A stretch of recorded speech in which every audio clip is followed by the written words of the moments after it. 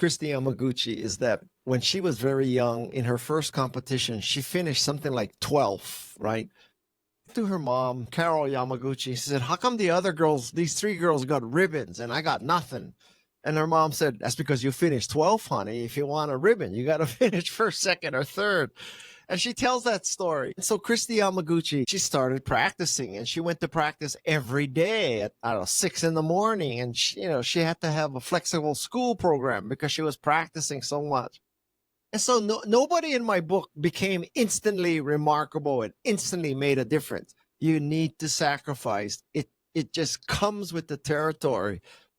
And I think you ask, how do you stay motivated? Well, I think much of that answer is that when you find what you love, you don't even think about what motivates you. It's like, honestly, it's not like I sit around saying, what motivates me to write? How can I keep getting motivated? What keeps me podcasting? Now, don't get me wrong. There are moments where I say, oh man, this is too hard. I got to give this up. So everybody has those moments of doubt. And if anybody tells you that they never had a moment of doubt, that they never grew frustrated or tired, I'm telling you right now, they are lying to you. They're lying to you for sure. They may also be lying to themselves. It's just not possible. Everybody has these moments of doubt. So the test is not whether you have these moments of doubt. The test is whether you can push through them and keep going. That's where you get remarkable or not. Guy, thank you very much. It's absolutely delighted to have you as our guest today. Oh, listen. Before we pressed the record button, we were discussing my love of Istanbul. So, and I got to come back for one thing. I need to see the Apple store because I hear that's one of the coolest Apple stores in the world. One of my closest friends at Apple, he now manages the store that's right near the Apple campus in Cupertino, which has got to be the worst job in the world because all the Apple execs probably come there. But anyway, so he's Turkish. So he went to Istanbul to help open up that store. We will be excited to host you back. Probably you have been a couple of times in Istanbul. Thank you. My first question is about barbecue and surfing. So could you share us with any stories about your barbecue experiences that you might not have mentioned Dr. Jane Goodall? Yeah, well, people might not understand the context. So Jane Goodall is all about protecting animals and cruelty to animals and stuff like that. So, you probably shouldn't tell Jane Goodall that you like steaks. That might not go over too well. And in fact, I'll tell you a funny story. So once I was going to be the host of a online appearance of her grandson. Okay, so her grandson and I was the host, he was the guest, and it was like this, with they show the room behind. My background is a real background. It's not a virtual background, okay? And just as we're going on, I figured out, oh my God, I have my cowboy boots on the shelf and it's ostrich. So I'm thinking, oh man, Jane Goodall's grandson is going to look at my ostrich boots and he's going to freak out and like to rush and take the boots out of the picture. So I love barbecue. I have to tell you, although like a month ago, I had a laboratory blood test and they said, you have high levels of cholesterol. So there goes the barbecue. I guess I can eat barbecue chicken. Some of the listeners may not know about your background. So what core business skills did you acquire from starting in sales roles? How do these skills translate to other functions? Because you are not a technical guy. No, I'm not a technical guy. So I went to Stanford, and after Stanford, I entered law school, and I lasted 2 weeks in law school, and I quit. I couldn't handle law school. And the following year, I started an MBA program. And when I was in the MBA program, I went to work for a Los Angeles jewelry manufacturer, just counting diamonds and stuff. And after I graduated my MBA, I went to work for that LA manufacturer. as opposed to all my friends who are going to investment banks and consulting firms and all that kind of stuff. And I was in the jewelry business in sales and marketing, and the jewelry business is hand-to-hand combat. I mean, it's kind of like going into the Grand Bazaar and trying to negotiate, or they say it's 100 and no, up at 10. And so I learned how to sell. And then after that, I became Apple's second software evangelist. My job was to convince people to create Macintosh products. And I started a few high-tech companies, became a writer and a speaker. I returned to Apple as Apple's chief evangelist. I left that, started some more companies. And now I'm chief evangelist of Canva, which is an online graphics design service. And I'm host of the Remarkable People podcast. And that's it. That's what I do. I podcast and I help Canva and I surf. You have written 16 books now, also Think Remarkable. How did you start writing, and what led you to write the first book, The Macintosh Way? So the first book was in 1987. And at the time, I was CEO of a small startup. And it's a long story, but I just wasn't happy in that job. And so I wrote a book called The Macintosh Way, which was cathartic in the sense that I wrote a book about how I thought businesses should run, not that I was doing it, but how I thought it should run based on my experience in Macintosh, in the Macintosh division. So that was my first book. And at the time when I finished that book, I said, this is it. You got nothing else to talk about. So I've told myself 15 times that this is your last book. And now I guess I'm going to tell myself the 16th time, this is my last book. Although I'm running out of time, I'm 69 years old. So at some point, it's going to be true. It's my last book. And my journey with writing is that I find I'm fundamentally a marketing person. So as a marketing person, what happens is you take whatever engineers throw over the wall and it's your job to sell it, right? But you have very little input into what the product is, how it's engineered.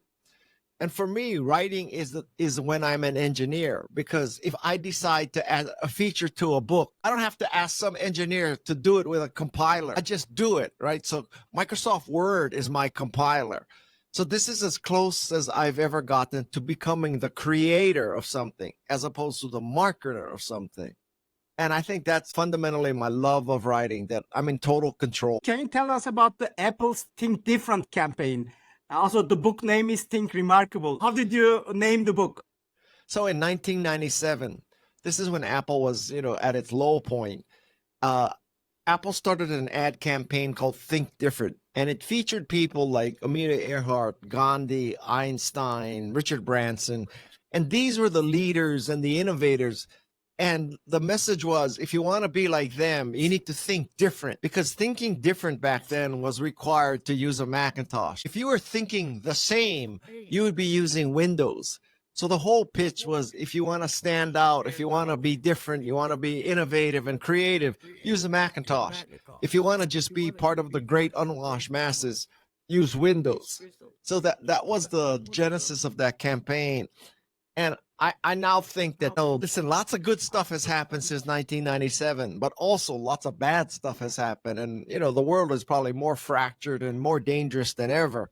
And so I think we have to go beyond thinking different to thinking remarkable, because, technically you could think different. I think Donald Trump thinks different. I don't think he thinks remarkable. There's a big difference, right? So we need to go to the next stage of thinking remarkable. I would like to add another, your experiences with Steve Jobs. And you have in the book, especially with the campaign, it must have been daunting to have disagreement with Steve Jobs. How did you feel when he expressed distrust towards you? So to bring your listeners up to speed, when the Think Different ad campaign was brought to Apple, I was in the room with 10 other people and Steve Jobs. And at the end of the presentation, and we all loved the TV commercials, the Lee Clow from Chiat/Day, the ad agency, says to Steve, I got 2 copies of these ads. I'll give one to you and one to Guy. And Steve says, don't give one to Guy. Just give me both. I said, now this is in front of everybody. I said, what's the matter, Steve? Don't you trust me? And then Steve said, yes, I don't trust you. And then this is now a man or mouse moment, right? Like this is the kind of time you look back and you say, I seized the day and I stood up, or you say, shit, I wimped out.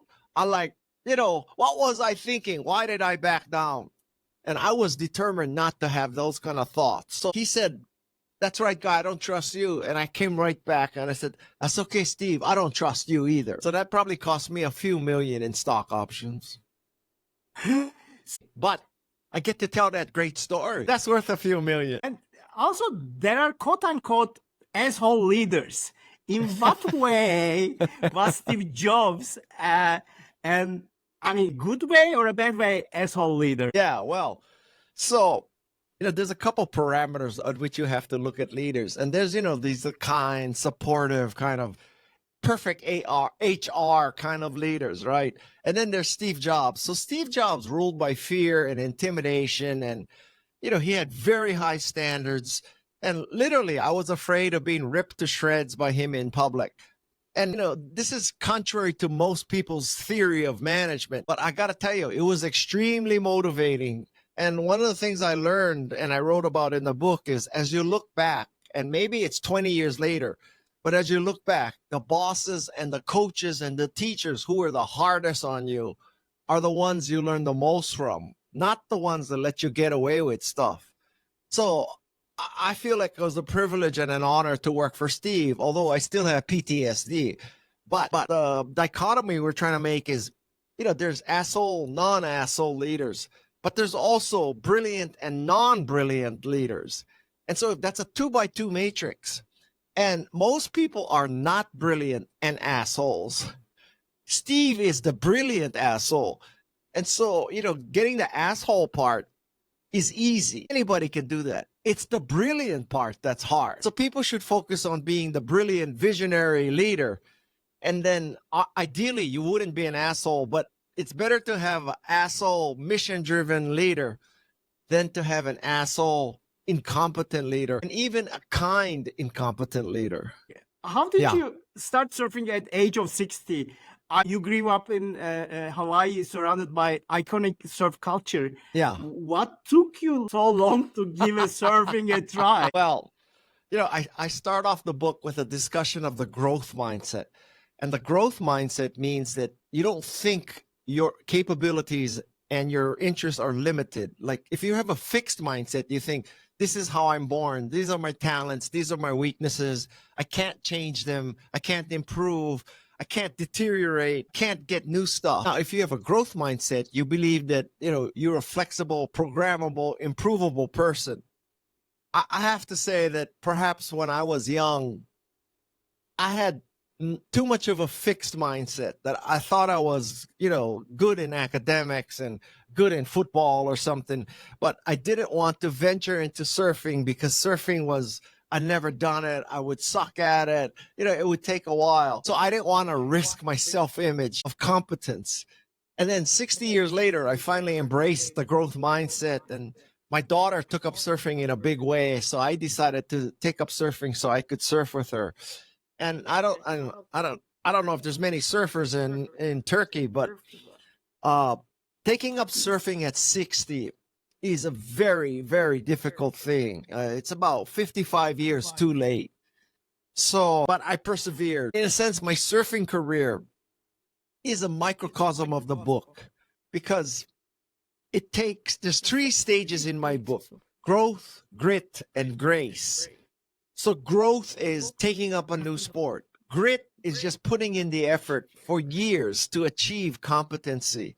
And then grace, which I have not yet reached in surfing, is when you want to, pay back society and help others and all that. I'm not there in surfing. I'm there in other things, but not surfing. So I also read the Carol Dweck's book, Mindset. So as a father, how it changed your mindset? Did it change your perspective for your son and daughter? Yeah, so when you're raising kids, I think the fixed mindset parent would say, son or daughter, you have a gift for this and you don't have a gift for that. So just stick with this. A growth mindset parent would say, listen, try a lot of different things.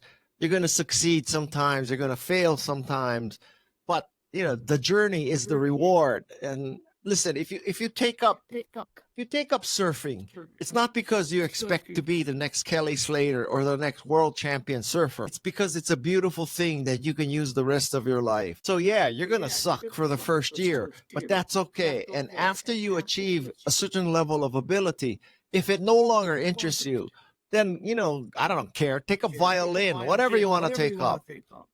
And I think that is a very healthy attitude for a parent. And also the recent work of Carol Dweck, and she's working with another professor named Mary Murphy. And so, it was like for the last couple decades, we're all been thinking growth mindset. It's what's in your head, right?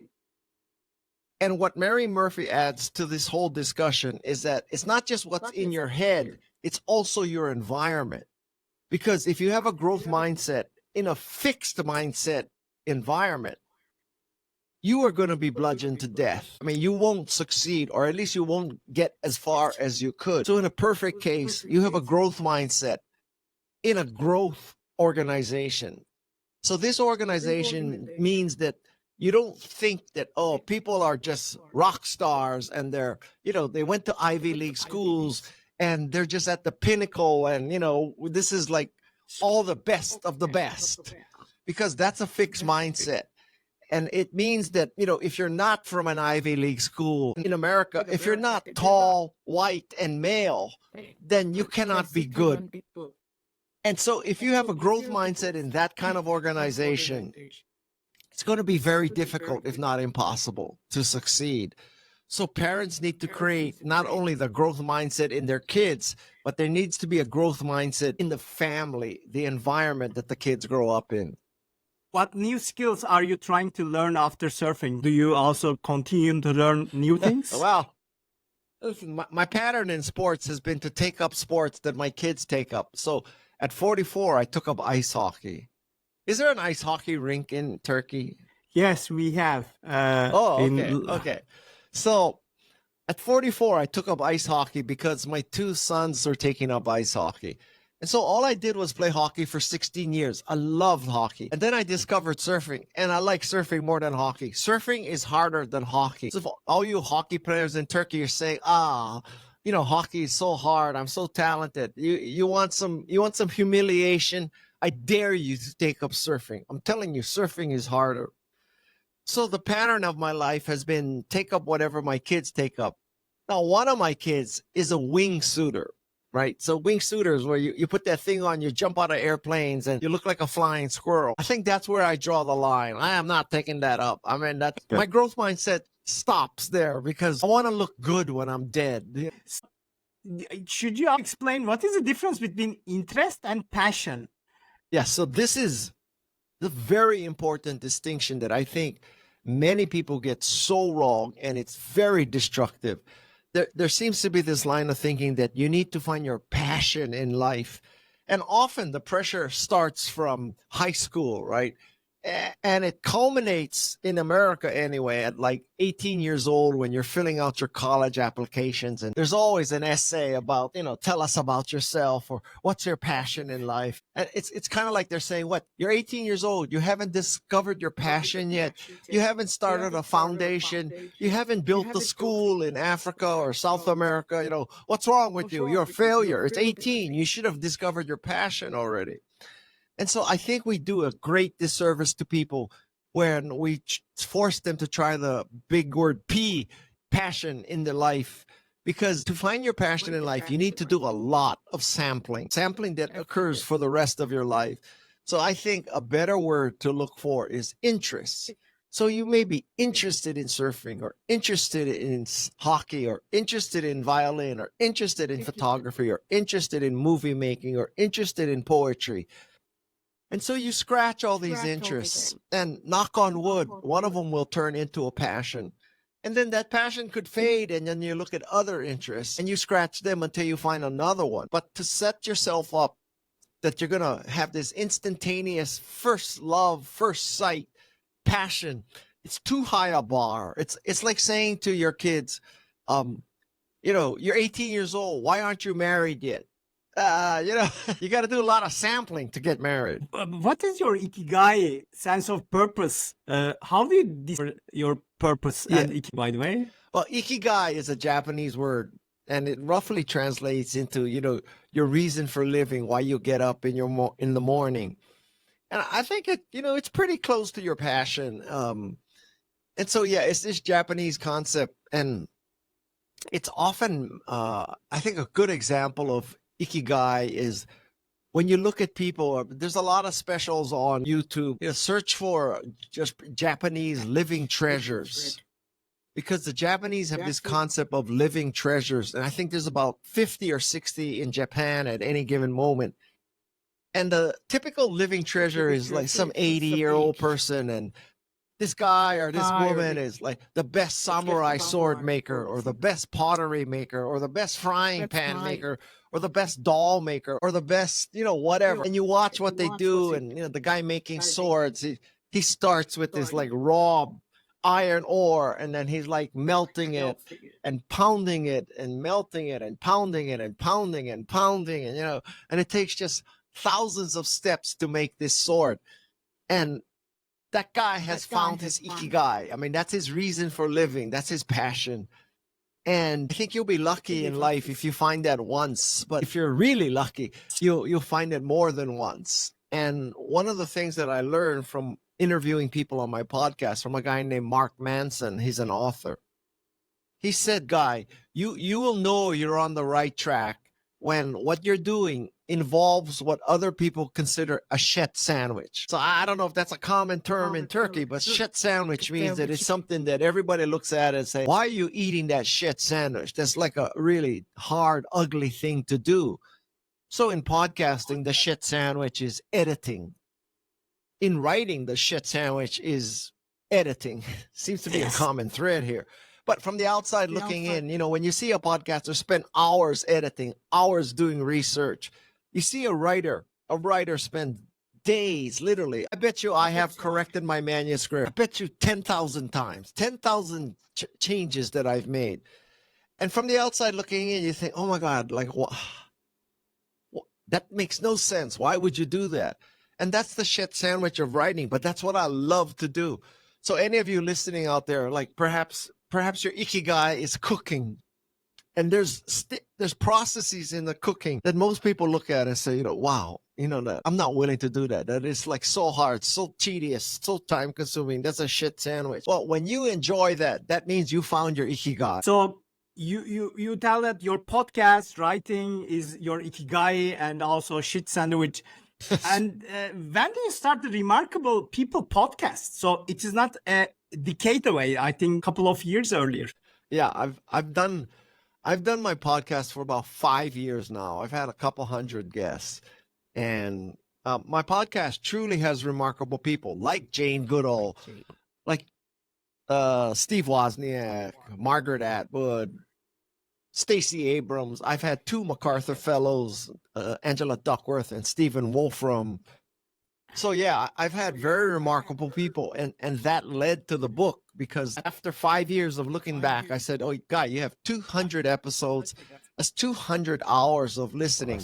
The transcripts are 20 pages per episode. So it's 4,000 pages. So if people wanted to gain all the wisdom from all your guests, they'd have to listen for 200 hours or read 4,000 pages. So I thought, you know, God, there must be a better way. So working with my co-author, Madison Neismer, we basically distilled 1,000 pages down to 170. So these are the major lessons that we learned from interviewing all these remarkable people. So Think Remarkable, the book, is not the gospel according to Guy. This is Guy's experience and filter addressed to 4,000 pages and 200 hours so that you don't have to go through that. And I'm just giving you, I have filtered out, it's like mining diamonds. You know, you have 2,000 tons of dirt to find 2 carats of diamonds. Found the 2 carats of diamonds for you. I mean, you often embrace the yes mindset, default yes. And also you mentioned in the Think Remarkable book that some of the remarkable people have their boundaries and say no to many things. Yes. How can we understand when to say yes, when to say? Well, One of the things about remarkable people is that you can keep two conflicting thoughts in your brain at the same time. So you have pointed this out, right? So on the one hand, I'm saying when people bring you opportunities, when you have opportunities to do stuff, just say yes, even though you're not sure you can do it. Just say yes and figure it out, because that's the growth mentality, right? The fixed mindset mentality would mean, no, no, no, no. I've never done this before. I cannot do this. The growth mindset says yes, and you try. So that's one extreme. The other extreme is, you focus, you put the eggs in your basket and you watch those eggs. You don't go look for more chickens. So those things are in direct opposition. And I tell you, on that continuum, I am much more towards default to yes, say yes to everything. But I tell you something, I say yes to everything, but then when I go deep, I go very deep. I mean, very deep. And so I think life is, there are there are conflicts like that you have to use your judgment. And sometimes you say yes, and sometimes you say no. But I think by saying yes, you can scratch a lot of interests. And then when you find those interests, that's when you start saying no. Like I say no to a lot of things now because I want to say yes to podcasting and writing. In the book about Kristy Yamaguchi, a great example, by the way, of the importance of showing up, practicing consistently. Yes. So, how do you stay motivated, by the way, day after day, you pursuing a long-term goal? How do you avoid burning out with the... Yeah, well, so the story with Kristy Yamaguchi is that when she was very young, in her first competition, she finished something like 12th, right? So she went to her mom, Carol Yamaguchi. She said, how come the other girls, these three girls got ribbons and I got nothing? And her mom said, that's because you finished 12th, honey. If you want a ribbon, you got to finish first, second, or third. And she tells that story. And so Kristy Yamaguchi, she started practicing, and she went to practice every day at, 6 in the morning. And she had to have a flexible school program because she was practicing so much. And so nobody in my book became instantly remarkable and instantly made a difference. You need to sacrifice. It just comes with the territory. And I think you ask, how do you stay motivated? Well, I think much of that answer is that when you find what you love, you don't even think about what motivates you. It's like, honestly, it's not like I sit around saying, what motivates me to write? How can I keep getting motivated? What keeps me podcasting? Now, don't get me wrong. There are moments where I say, oh man, this is too hard. I got to give this up. So everybody has those moments of doubt. And if anybody tells you that they never had a moment of doubt, that they never grew frustrated or tired, I'm telling you right now, they are lying to you. They're lying to you for sure. They may also be lying to themselves. It's just not possible. Everybody has these moments of doubt. So the test is not whether you have these moments of doubt. The test is whether you can push through them and keep going. That's where you get remarkable or not. What do you do in these dope times? Do you go walking? Do you meet with your friends? Are there any shortcuts or hacks that you find useful? I wish I could tell you I just go surfing and it solves everything, but it's not that true. Listen, I've been very lucky in my life. And so I think I was somehow given, or I grew into a very positive mentality. So I don't have to talk myself out of depressions. I don't get depressed. And what I've learned, I wish I had this magic formula. When you're depressed or when you're frustrated, you go for a walk or you go surfing, or I don't know, eat mushrooms. I don't know. But for me, I just keep grinding at it. And after a while, you reach the other side of that depression. I just keep grinding. I just keep pushing. I don't let myself get defeated. Great insight. Going back to Steve Wozniak. Yeah. Not Steve Jobs, but Steve Wozniak. Yeah. Especially the Silicon Valley embraces the making products for the market, for the people. Do you think that to build the products for personal use, or for others use. Yeah. How does the product idea comes? So there are multiple paths to success. All right. It's not like there's only one way. So the Steve Wozniak way was, I'm building an Apple One because I want a computer that's small and cheap and easy to use. I'm building it for myself. And lucky for him, he wasn't the only nerd that wanted that. So that's one method. Another method is that you work backwards from your customers. So you figure out, what's really frustrating your customers? What do they really want? And rather than looking at what I like to do or what I have been doing, I'll work backwards from their needs and fill that need, not forward from what I like to do.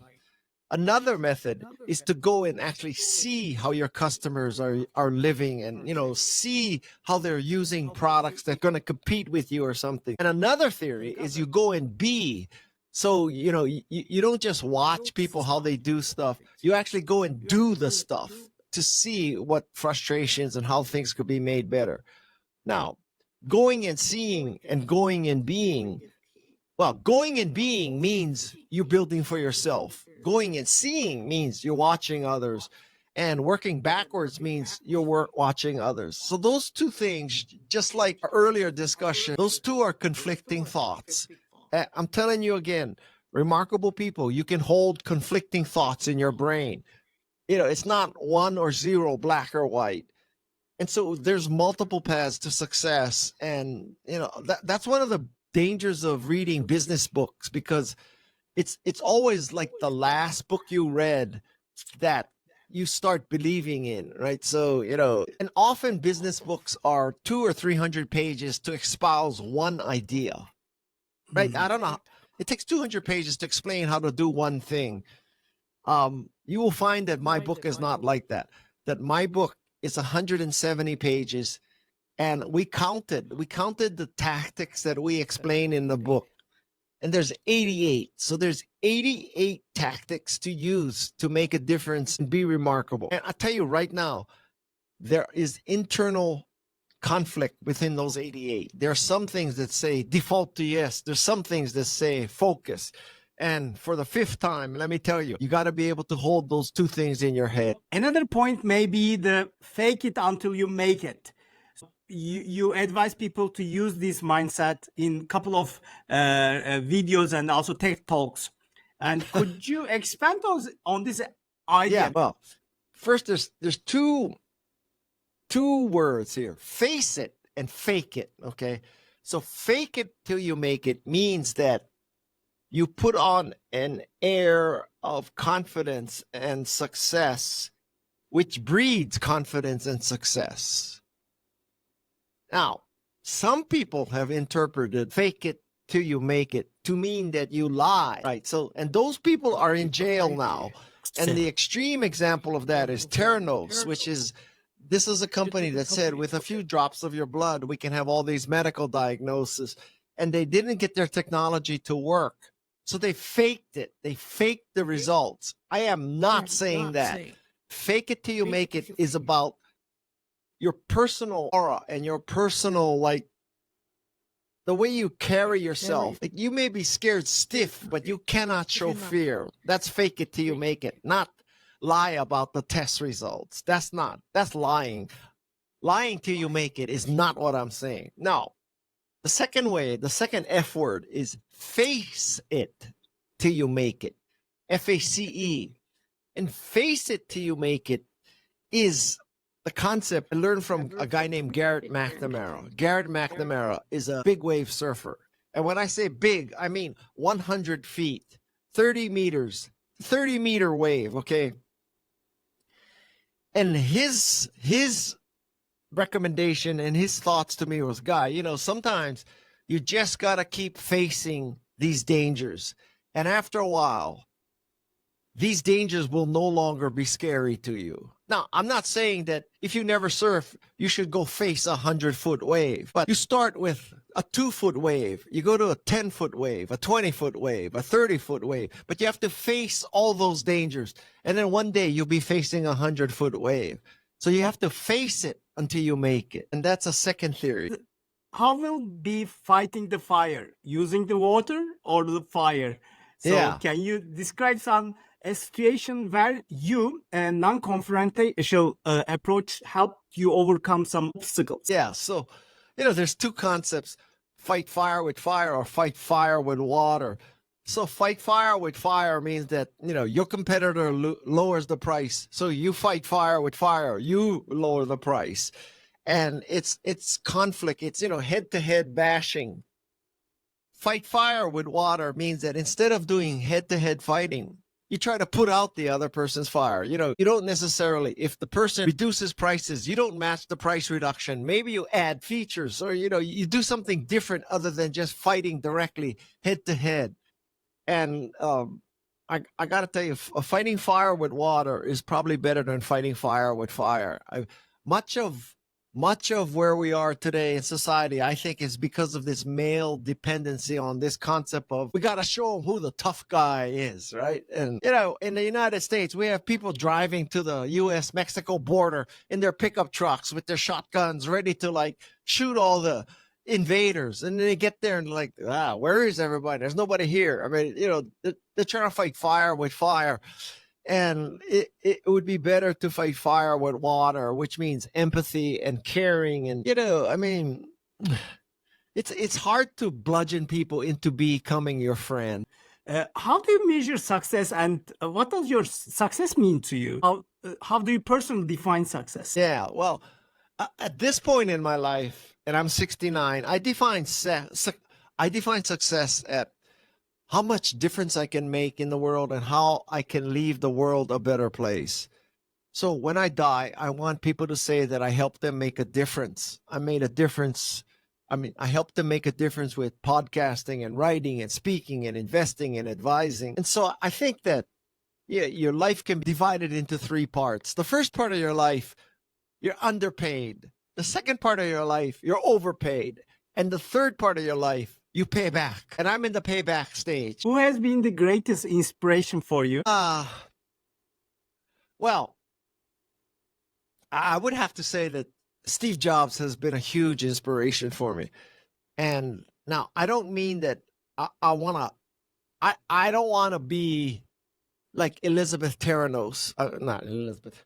I don't want to be like Elizabeth Holmes. I'm not trying to do Steve Jobs impersonation, wear the black mock turtleneck and wear jeans and wear the running shoes and buy a Mercedes or a Porsche. And, I'm not trying to be Steve Jobs emulation, but I would say he inspired me because of his ability to figure out the products that people wanted before they could articulate them. And I think he's done that better than almost anybody. The closest rival is probably Elon Musk. But I got to tell you something. Elon Musk, man, I do not get that guy. He could have gone down in history as one of the greatest inventors, right? He caused the electrification of cars. He worked on tunnels and trips to Mars and boring tunnels and, chip implants and such innovative stuff. And I don't know what happened to him, but all of a sudden his idea of let's buy Twitter and turn it into a cesspool and let's become this racist nation. And I don't know, something happened to him. I don't know. Have you ever feel imposter syndrome? And how do you overcome this kind of syndromes? What do you advise? I think that anybody who has even a minimum amount of self-consciousness has walked into a room and said, look at all these people. They're overqualified compared to me. Why am I here? I've done that. I've had that feeling. I can't tell you it's all the time now. I'm 69. So I kind of walk into a room and I say, yeah, I could see why I'm here. But believe me, for a long time, I walked into rooms and said, I'm not sure why I'm here. And I think now, there's a fine line here. So there's imposter syndrome, where you question why you're here. Do you deserve it? I'm a little past that, but I tell you something, if one goes much further, then you start getting into the darkness again. And the darkness is that I deserve this, right? That I'm entitled to this. So You go from imposter syndrome to entitlement syndrome. The best thing is you stop in the middle. Don't, you're not questioning whether you deserve it. On the other hand, you're not so far over that you believe you're entitled to it. It's hard to walk that, to walk between those two extremes. What is your morning routine look like? What does a typical day look like for you today? Oh, you don't want to know. So I swear, as you get old, you just cannot sleep late. I cannot sleep late. I wish I could sleep late.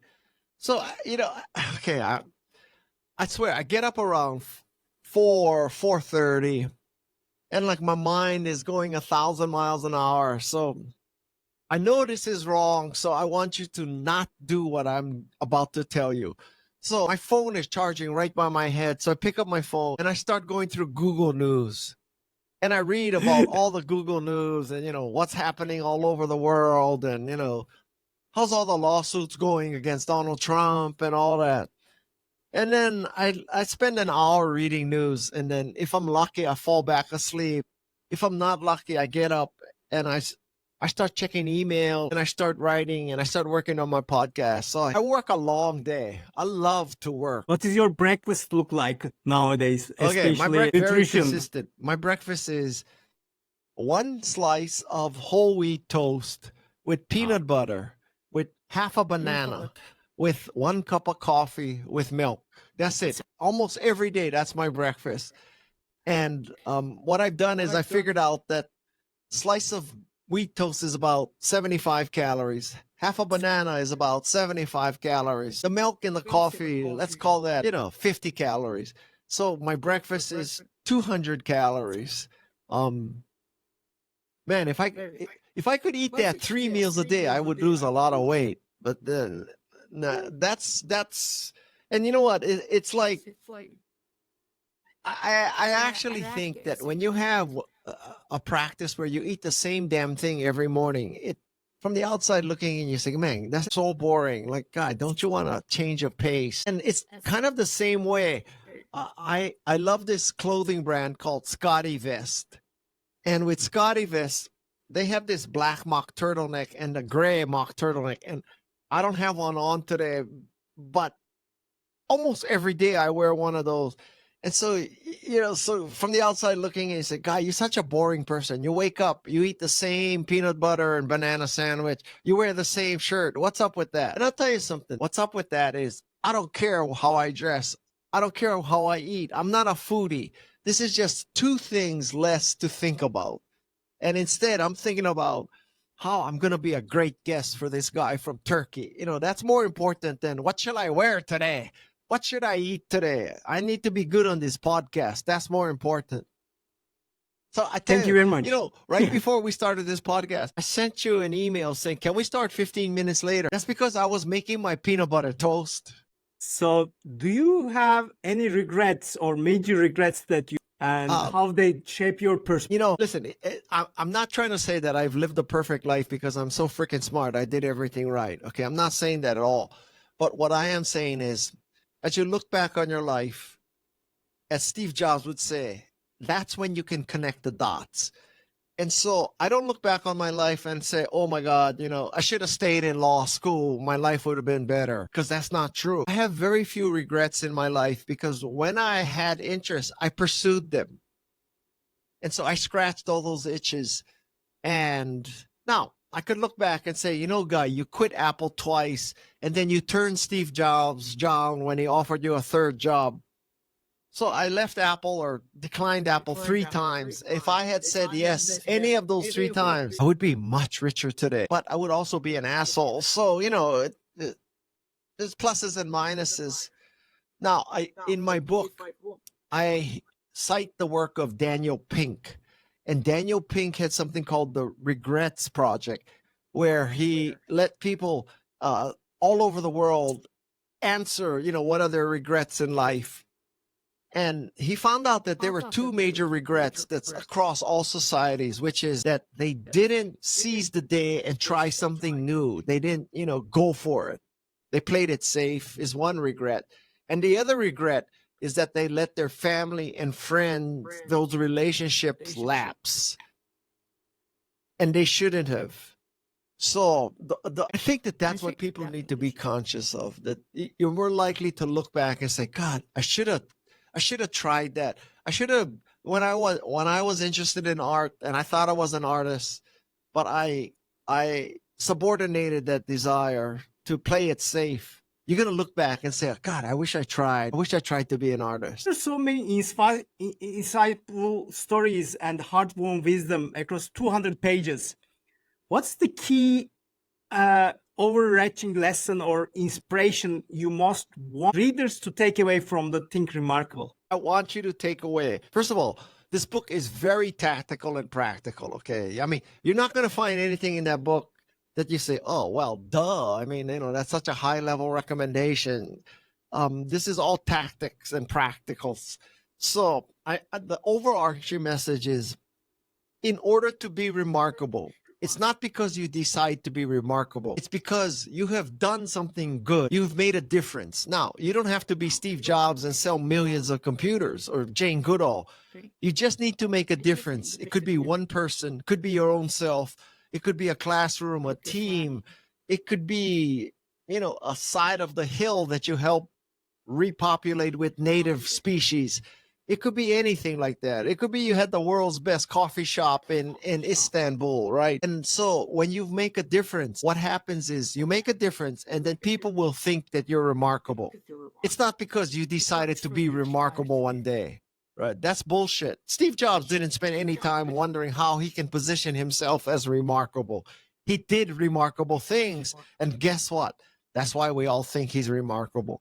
So the overarching message of this book is, here are 88 ways to make a difference, and if you do these, you're going to be remarkable. What legacy do you aim to leave, or what would you like to be remembered?